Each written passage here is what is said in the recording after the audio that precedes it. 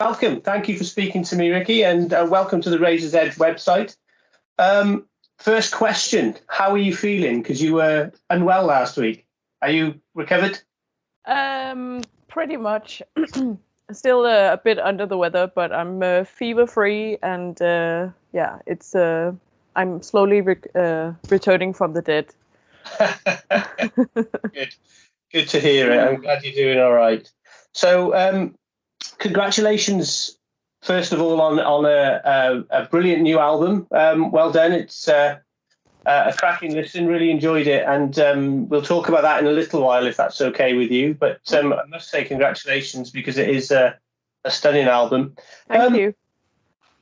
Tell me about a little bit about your history and how the band got together and how you developed the band, because you've got quite a unique style, certainly for you've got a unique style regardless. I think there's not that many bands that make the kind of noise that you guys do. So we got together in 2015. 7 years ago now. Wow. So it was actually my older sister, who was our original drummer, started taking drum lessons, and her teacher was his roommate was Heidi, our bass player.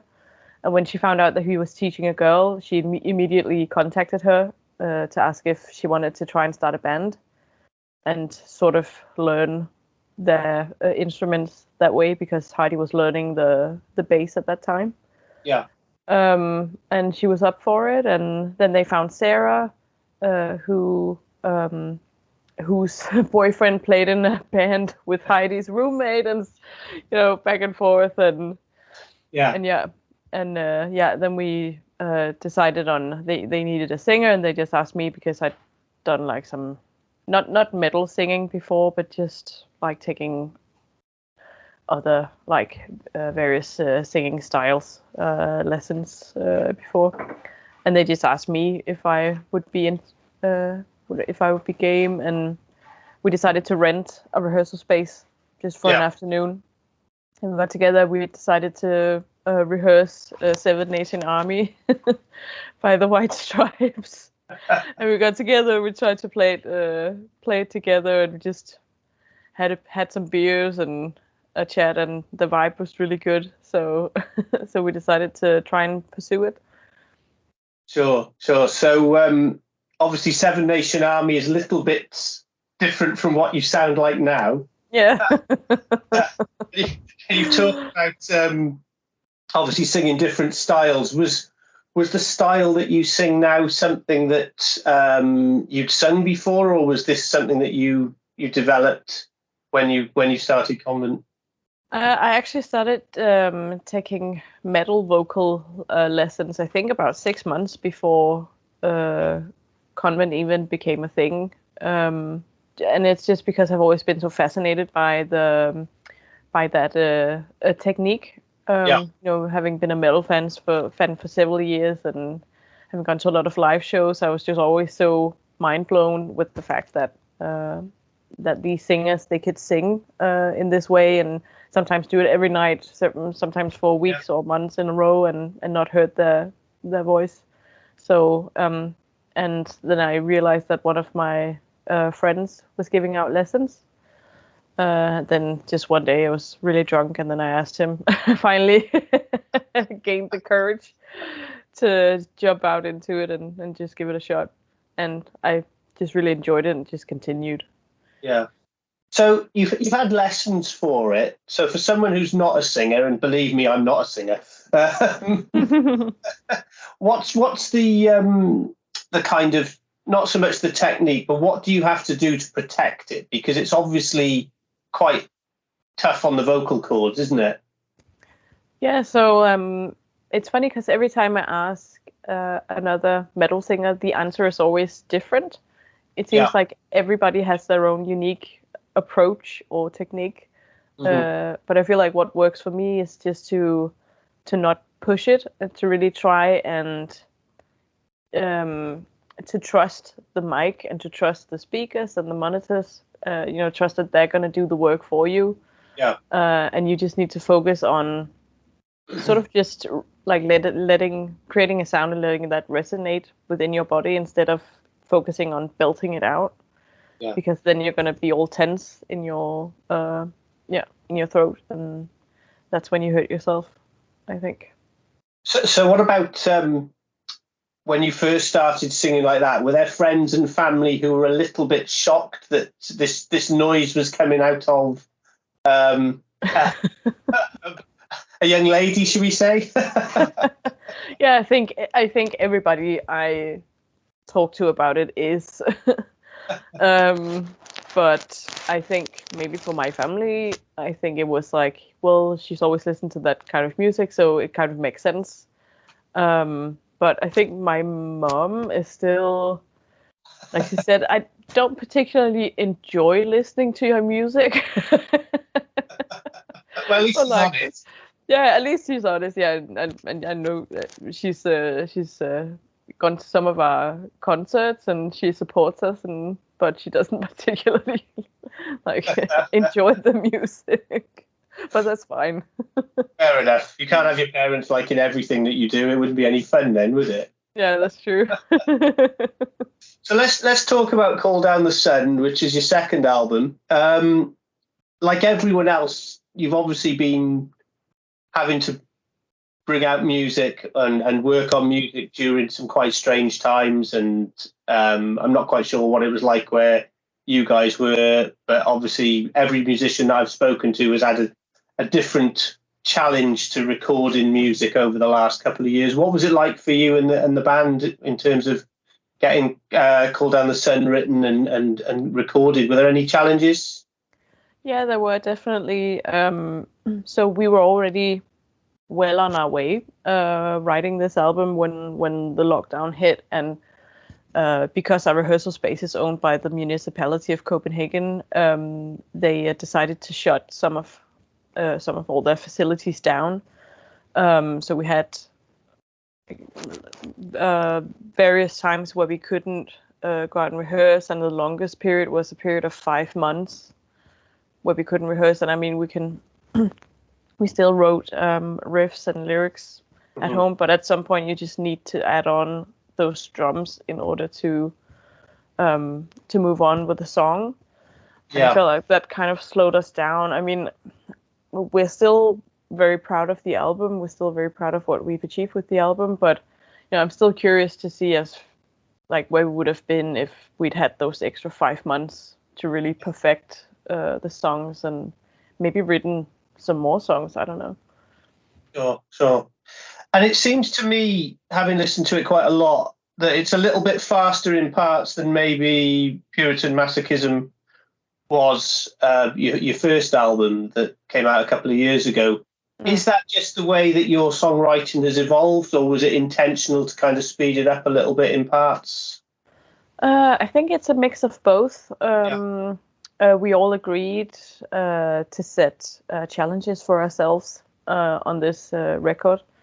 And I think maybe that has been one of the challenges that Julie set for herself, to maybe try and play a bit faster and try and, create a bit more, like some different drum patterns and stuff like that. And we really wanted to try and incorporate a bit more like black metal elements to this record, and black metal just is really fast. So I think it was just a natural development that we ended up picking up the pace a bit here and there. Sure. You, like a lot of bands now, did a kind of drip feed, released 3 songs before the album was released, with some quite interesting videos. Grains in particular had a quite stark video, which you watched it once, then had to go back and watch it again just to soak it up a little bit. Is that the band's idea, or is it part of the label's plan that you do this kind of one single and another single and another single, so people are building up to it? It seems to be the pattern. Do you have say in that? I think that's the record company actually saying, okay, we want to release 3 singles. I'm not quite sure, but I think it's that way, which is fine. Yeah. Sure. And did you have much involvement with the video as well, or was that? Yeah, that was completely our idea, and we got together with what's it called, a video producer, like hobby video producer called Martin Golderman, who also plays in like a rock band here in Denmark. So we knew him sort of beforehand, and he was just a great guy, just really positive and open to ideas. And we sort of developed this idea with initially Grains together, and it actually started out with okay, we're gonna go to the coast, and we're gonna go out into like a nearby forest, and we're gonna get some cool forest and beach shots, because we wanted to, in the lyrics of Grains, we sing about like sand and grains of sand, but also water is an element. So we thought that would be a cool idea. Then we were supposed to sort of cross-edit it with some shots of me lying in a pile of sand and like singing to the camera. And we did those shots, and I was lying in this pile of wet sand in the middle of, I think, December or something like that, or January. It was just freezing, even though it was inside. And then he did an initial editing of that, and we sort of realized that it didn't really work somehow. And he went out again one day, just with Julie, to do a bit more shots to see what they could get. And on the night before, it had snowed. Yeah. So it was completely random that he ended up getting these beautiful, beautiful winter landscape shots, and we just couldn't be more happy with the result.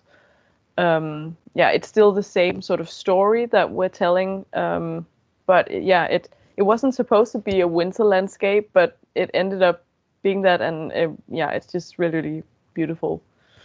And you're still probably getting sand out of bits and pieces of you as well. Oh, yeah, absolutely.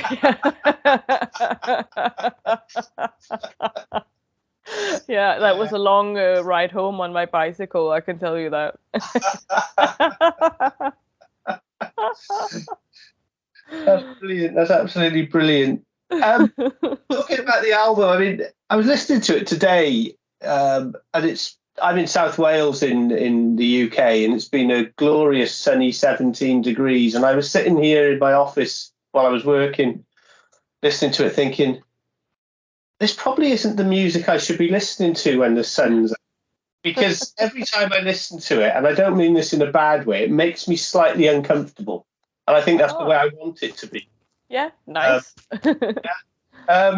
Does that make sense to you? Because it's not something that I put on if I want to be upbeat and stuff. It is that kind of music. But even though I was listening to it in the sun today, it was making me laugh. That I was thinking, well, actually, probably isn't the music for today. It should be when it's raining or cold, whatever. Yeah. That's funny to hear that it makes you feel uncomfortable. I feel like that's a great achievement. They're actually making people feel something with your music. Yeah. But I think it's I feel like this album, it can do a lot of different things. There are tracks like Pipe Dreams, which is very upbeat. Yeah. I feel like that's very energetic, and I could picture that, for a spring day when you're finally feeling the sun in your skin after 6 months of winter and coldness and darkness, and like you want to go out and breathe in the spring air, and so I could see that as like a spring track. Maybe I had the wrong tracks on. So what about your lyrical inspiration? Do you write the lyrics for the band as the singer? Yeah, I do, and we can all pitch in with every element in the band. And there's been a few pitches from the others. The track Fata Morgana, that was based on an idea that Heidi had, but other than that, I think all the tracks are more or less my idea. Yeah.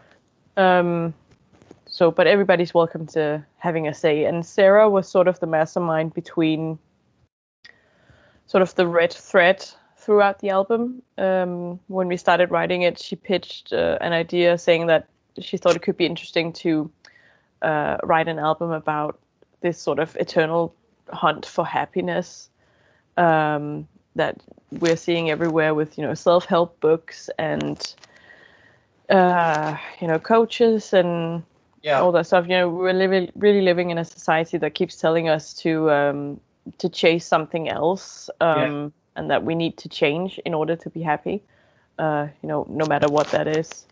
And we thought that was a really good idea. So there's sort of a theme of that in every song. Sure. I mean, it's one of the great things about certainly a lot of metal music. We do have the dragons and the mountains and everything, but a lot of bands actually write really serious shit, don't they? Mm. So I think a lot of people certainly people that don't listen to metal probably have a slightly different view of what we listen to and what you guys sing about. So it's really interesting to hear that, there's real deep thought going into it, which is great, really. Yeah, definitely. It's just, we find it very, very interesting to write about sort of the darkest sides of the human psyche, like trauma and stuff like that, and just bad times, grief, all these things. Grains, which was actually the first song that we wrote for the album, was sort of based on, like, I was at a place in my life where I felt like I was realizing that I was repeating like certain kind of self-destructive patterns. Yeah. And it was sort of like a feeling of, okay, I've realized that I'm doing these things, but I have no idea how to break out of that cycle, and sort of feeling trapped in that, and like discovering your coping mechanisms and all that. So yeah, repetition is a big theme on the album as well. Yeah. Sure. Yeah, because I feel like that's a very like human trait. Yeah, I agree. Yeah, and it can be positive and it can be negative and self-destructive, but yeah.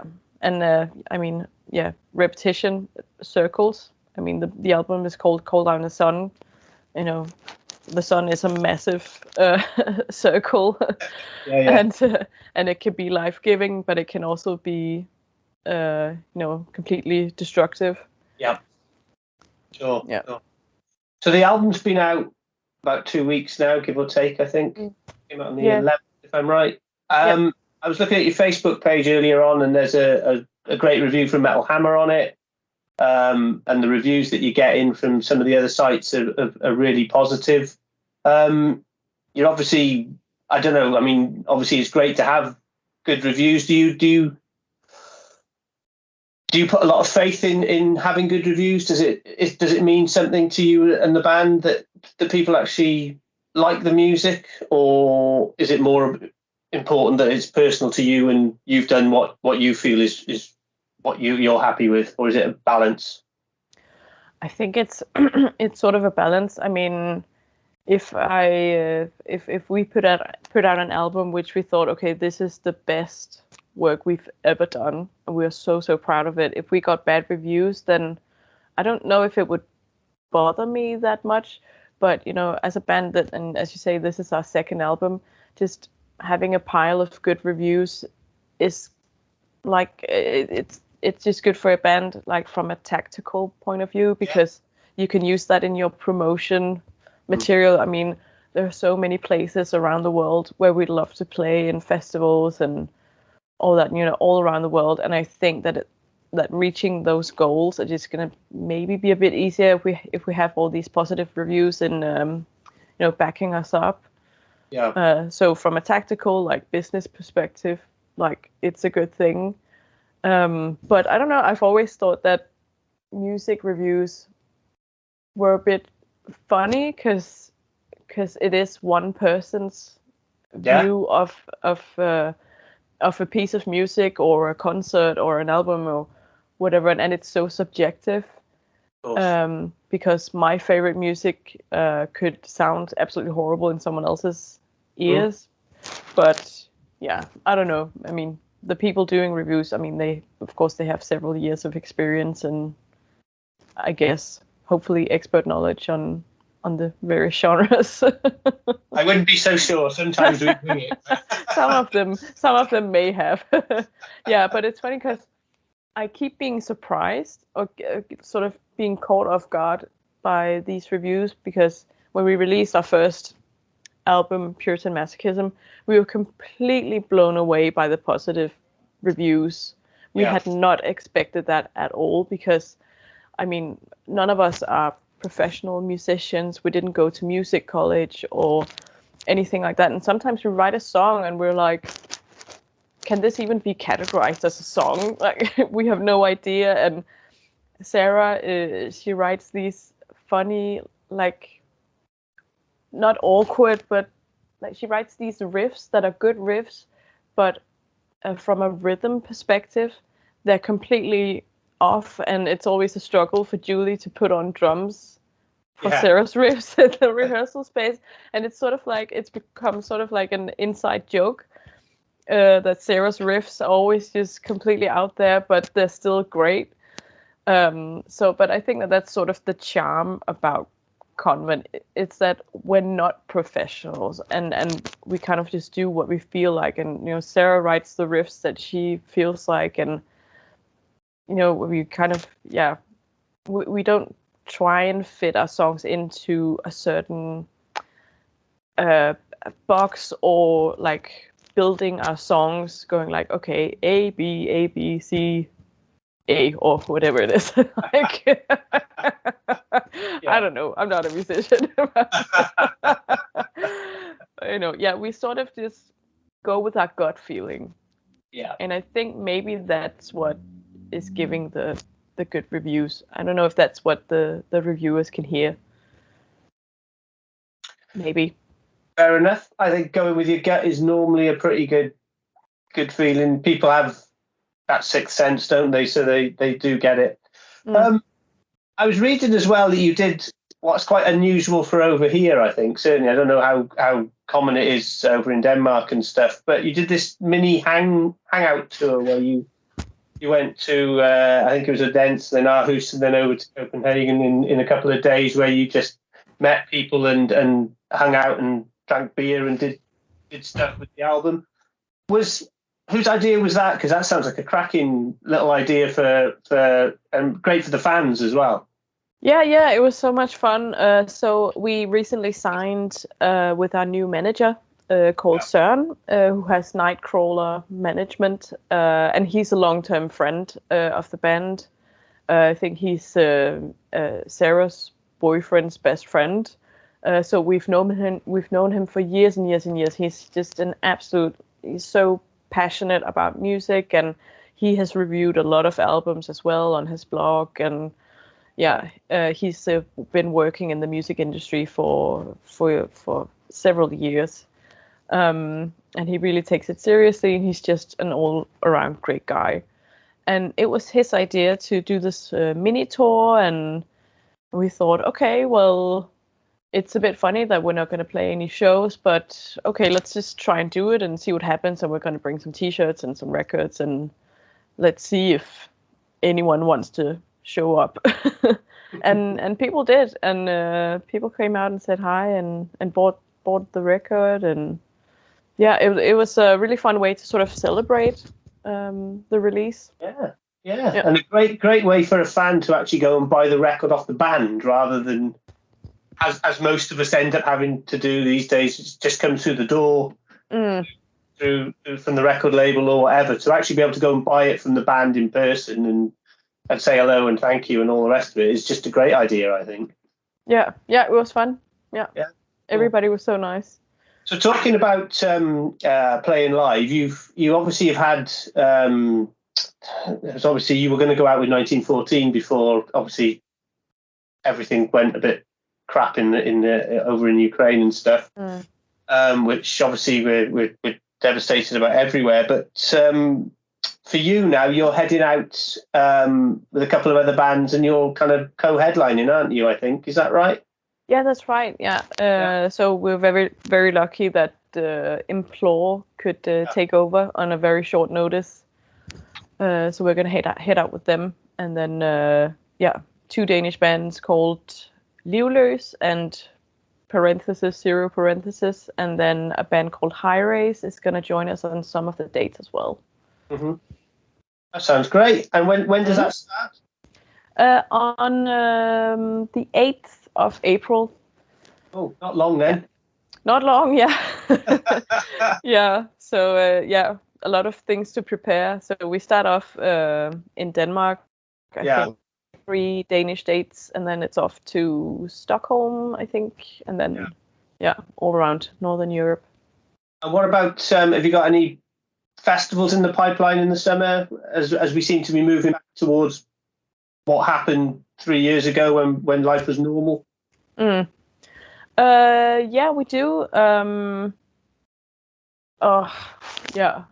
I need to remember the names of them. We're playing Roskilde Festival, which is in Denmark, which is it the biggest festival in Northern Europe, which is just a huge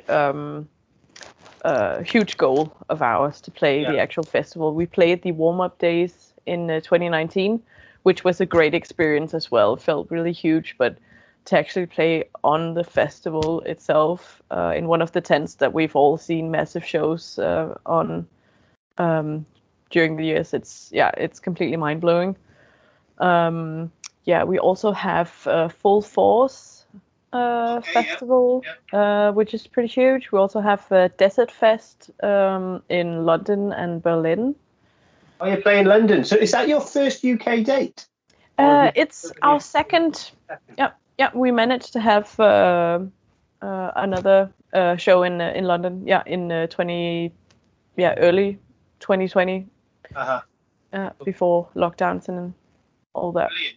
Yeah, great. So if people are in London, obviously then Desert Fest is the one to get along to, because it'd be really good to see you. So absolutely. It's been a pleasure to chat to you. I'd like to ask just a little kind of curved ball question to finish, which is purely since lockdown, there seems to have been so much. There's always good music around, but bands seem to be producing album after album of really good stuff. Just a quick question: is there anything so far in 2022 that has really caught your ear that you've had playing on a regular basis? Any albums that have stood out for you? Oh, I can never answer these questions. I always try to envision my my Spotify.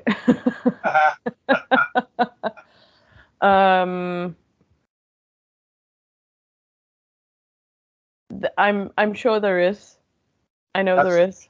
I'm sure. I can't think of any. If I asked myself that, I wouldn't remember it, because there's so much stuff out there. Yeah. It's go on. There's one. I can't remember if that was last year.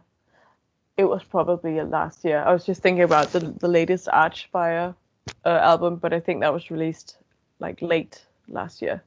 That'll do. That'll be a good. Can we just? Rikke, it's been a pleasure to speak to you, and I hope the tour goes well. I hope that you get through it without any of the crap that's happened to loads of bands. I think it'll be great. I wish you continued luck with the album. I don't think you need it, but I think people need to hear it, because it is a brilliant album that's really something a bit different from the norm. So congratulations again, and thank you very much for your time. Thank you so much.